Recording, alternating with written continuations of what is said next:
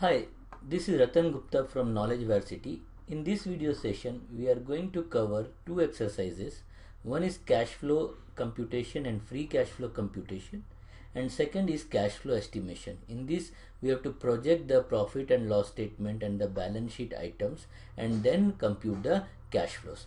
So what is the expectation from the students? Expectation is that the student should be able to compute CFO, CFF, CFI, FCFF and FCFE. They should be able to identify the changes in the cash balance is equal to the sum of the cash flow in the three categories, and students should be able to company's financials. So let's see the first assignment wherein we have the cash flow computation. So we have Alpha Industries is a leading yarn manufacturer. Using information from the profit and loss statement and the balance sheet which are given below, you have to construct the statement of cash flows for the most recent year. Assume that the income taxes are entirely due to operating activities and there are no fixed assets were sold. Okay. This is important because as per the Indian accounting standard, you can bifurcate the taxes as per investing or financing or operating activities. So here you assume everything is due to operating activities. Tax rate is 30%, and these are the profit and loss statement and these are the balance sheet items. Okay. And so you have to enter the values in this yellow shaded cells. Okay. Here the tax rate given in the question I have inputted as 30%, and in 2018 we have to create the statement of the cash flows. Please note that I have also given you the indicative answers. So when you are solving, ensure that your answers are matching. Now how do you compute the cash flow from operation or CFO or cash flow from operating activities? Okay.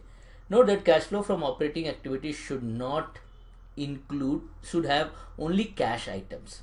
However, when you are computing the net income has come after subtraction of the depreciation. And we know that depreciation is a non-cash item. So this depreciation, because of this depreciation which is a item, the net income is down. So we have to add this depreciation on the net income. So we start with net income. This is called as the indirect method. In the net income, we are doing the non-cash adjustment of depreciation. If you have amortization, you can include that also. So you have to add this depreciation. Okay. And then as per Indian accounting standard, the interest expense is not a cash flow from operation activity. Okay. Here, so this interest expense, because of this interest expense, the net income was down. So we have to again add the interest expense. Okay. Dividend received and interest earned. Okay. So dividend received and interest earned is part of the net income. So let's say it's part of the other income, dividend received, and so these are positive values. So because of that, net income is higher.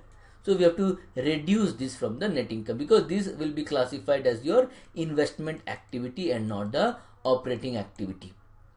Right.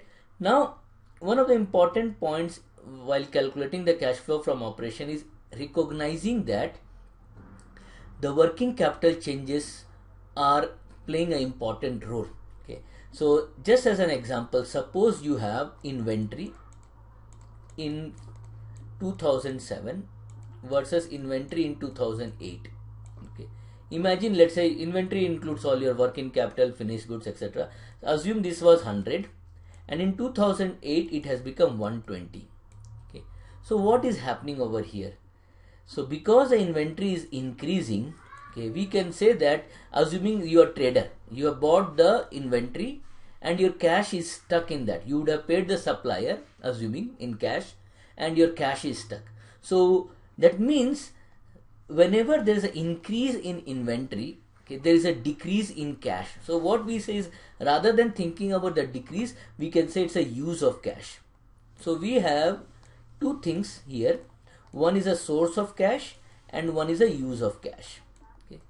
So this inventory is an asset item, let's say current asset. Okay. So whenever current asset is increasing, okay, it's a use of cash.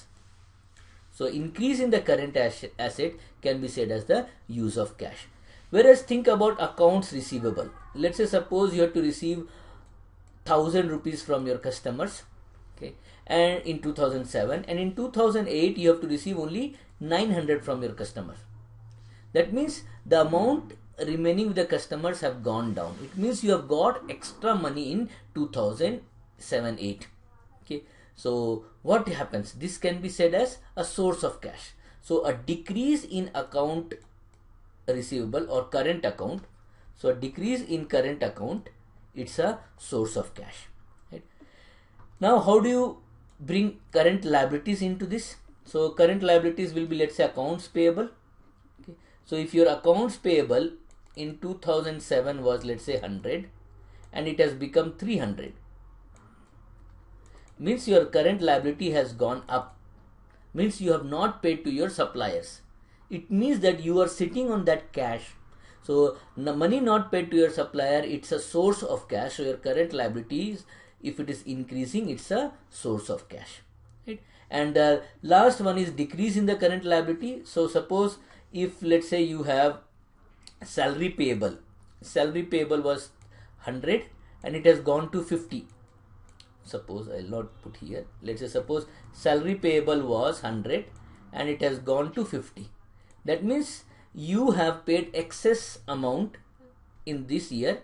So as a result, it's a use of cash. So whenever current liability is decreasing, it's a use of cash.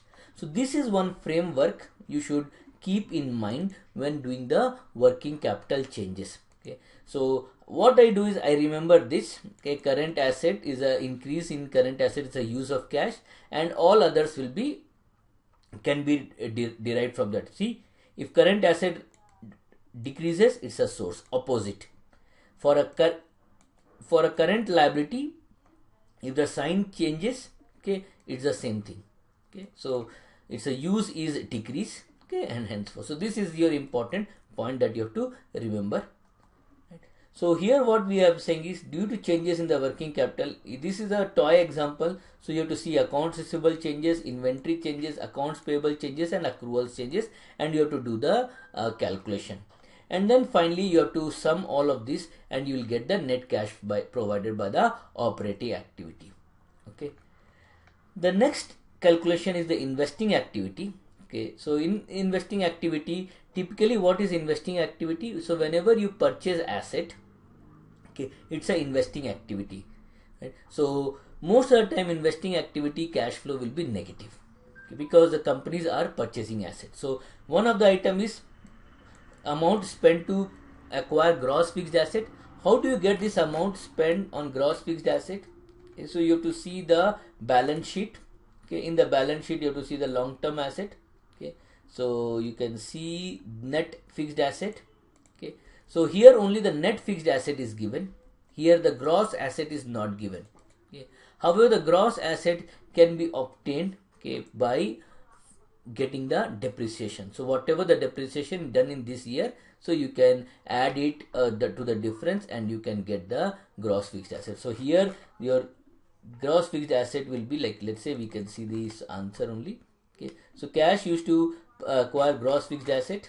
So gross fixed asset, how much is the difference?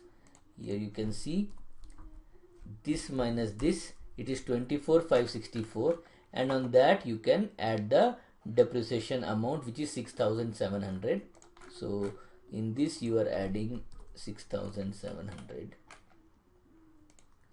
So that becomes your 31,264. This is the amount that you are spending, but since you are spending, it will be negative. Okay. Then what are the other items? Due to the changes in the short-term investment. So short-term investment, if your investment is increasing, okay, that means money is going out. Assets are increasing, money is use of cash. If your investments are decreasing, it's a source of cash. So you can see what is your short-term investments. So from 17 to 18, it has gone down. So it's a source of cash. Right? So whatever the in current asset working capital formula we did, it will be applicable here also. Right? So it's a source of cash. And then dividend received and interest. And please remember, dividend received we had removed from the income statement. Okay, in the indirect method. So this is a part of investing activity, so it should be added here. So cash used in this is difference between the net block and the depreciation. This is the difference in the balance sheet. Dividend received and interest earned is coming from the income statement, which is over here, dividend received and interest earned. This is the part of the other income. Now next is the financing activity. Please note that here we are assuming that the company is, whatever the interest expense, okay, it is classified under financing activity. This is as per the Indian standard. So interest expense, how do we get? From the income statement we can get. So interest expense is 8,550. It's an outflow, so it should be negative. Okay. Due to changes in the notes payable. So how do you get the changes in the notes payable? What is notes payable? Notes are like a bond. Okay. So notes are bond. Okay. You can say a medium term bonds. Okay. So you can see that notes payable is there in the balance sheet. It's a short term debt. So if there is a notes payable decline, what can be said? It means that you are paying the bond. Okay. You are paying the principal of the bond. It means it's an outflow from your side. So please note that it's a decrease in the liability. Notes payable is liability. Decrease in the liability is a use of cash. So it's gone down. Then due to the long-term debt, so you will see long-term debt has gone up. So long-term debt has gone up. So it's a use of a source of cash, because it's a liability. It's a source of cash. So since long-term debt has gone up, so it's a source of cash. Then next item is payment due to change in the common stock. So change in the common stock, we are saying that the company has issued 10,000 new shares. So it's an increase in the liability, so it's a source of cash. So 10,000 is the change in the common stock. And payment of common dividend. So company pays common dividend to the shareholders. So it's a use of cash. So how do you get the common dividend? So here is the common dividend is given. So common dividend, and so you can get that value. So that is a common dividend. So the sum of all these things, okay, plus minus, will be your net cash used by the financing activities. Okay. Now, what is your net increase in decrease in the cash? So you have to add the cash flow from operation, cash flow from investing, and cash flow from financing activities. Sum of these three will be the net increase or decrease in cash. And on that you have to add the cash balance at the beginning of the year. So if you go to the balance sheet, you can see that the cash balance at the beginning of the year is 74,625. This is the cash balance at the beginning of the year. So after adding the CFO, CFI and CFF, you should get this value. Or other way we can say that the difference between the cash, ending cash and the beginning cash should be equal to your CFO plus CFI plus CFF. If that is not happening, it means that your formula, your calculation of CFO, CFI and CFF are wrong. So that is cash balance at the end. That is where I am asking you to find out, is the cash balance matching? Print yes or no. So here you have to write equal to if. Okay, if is a logical test and you say that this is equal to this. If it is equal, then you say yes, else you say no. So comma. So this is the construct of the if statement in Excel. So if this cell is equal to this, then print yes, otherwise print no. So in this case, as of now, since I have not done the calculation, it is giving no. But if I put here 97788, okay, so it is printing yes. Okay, so that is where you will. So I have given you the solution, so you can match with the solution all these things. Okay. Next is we have to compute the free cash flow to the firm and free cash flow to the equity. So for that we have to understand what is firm. Okay. So for that we have to understand what is firm. So firm, we know it's a company, but in the financing term we can say that firm is debt holders and equity holders. So debt holders and equity holders combined, they create the firm. Okay. So when we say free cash flow to firm, what do we mean? Okay. It means that after meeting all the obligations of customers, of the suppliers, employees, rent, everything, okay, and capital investment, whatever the money is left, that is to the firm. Okay. However, please note that when you are computing this net income, okay, you have an item which is the interest expense. So interest expense will reduce the net income. Now interest expense, interest money goes to whom? Interest money goes to the debt holder. Now since the debt holder are part of the firm, okay, when we are computing the cash flows from the net income side, okay, you will be erroneously reducing this net income, interest. So you have to add back that interest on the on the cash flow from operation. So on the cash flow from operation, you have to add the interest, okay, to arrive at the cash flows to the firm. But please note that interest entirely should not be added, because interest results in saving of the tax. Okay, so only after tax interest should get added. So it should be interest into 1 minus t. Okay, so CFO plus interest into 1 minus t minus the capital investment. Capital investment is nothing but your gross investment, okay, which you are doing the investment in the plant and machinery. So this will result in your free cash flow to the firm. Okay, so this is the money available to the firm. The firm can do anything out of it. It's a free cash, means it has the liberty to utilize this cash. Okay, so let's see. So free cash flow from the firm is CFO. Add after tax interest cost, it is what interest into 1 minus t minus fixed capital investment. Fixed capital investment is nothing but your cash used to acquire the fixed assets. You have to subtract that and you will get FCFF. Right? Next is, how do you get FCFE? Okay, as we said that firm is both debt holder and equity holder. Okay, whereas FCFE is only the cash which is accruing to the free cash which is accruing to the equity holder. Right? So from the FCFF, we have to reduce or add cash flows which are going to the debt holders. Right? So how do we do it? So think about it as a funnel. Let's say you have FCFF is coming in. Okay.